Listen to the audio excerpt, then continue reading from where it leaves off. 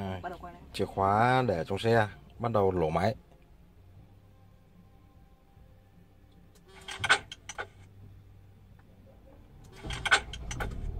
Quay luôn cái đồng hồ nó Ok. đồ công tơ ga ấy. Máy đã được nổ.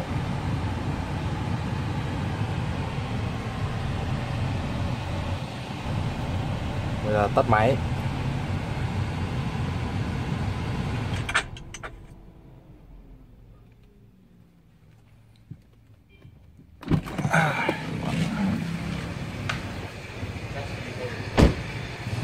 Đây là xe đang vẫn mở khóa, chưa khóa cửa.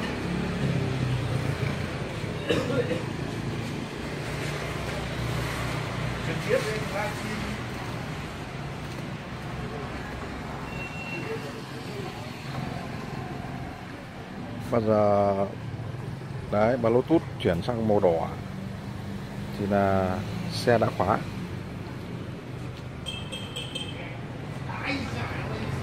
Đấy, gương cụp, khóa cửa, gương cụp. Đấy, mình cầm điện thoại vào gần, mở cửa, gương tự mở và để lổ từ xa.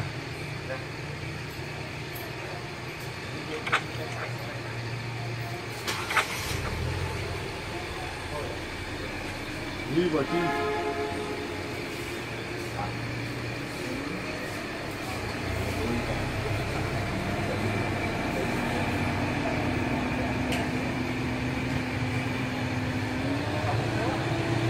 Tắt máy.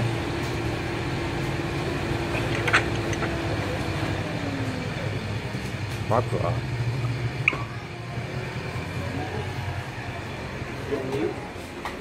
Bây giờ con điện nó nhỉ?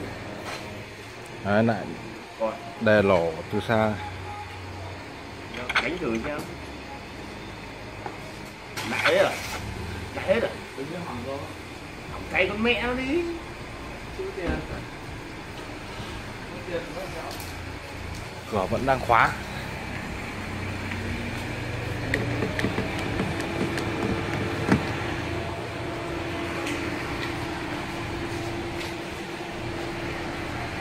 Cầm điện thoại vào gần.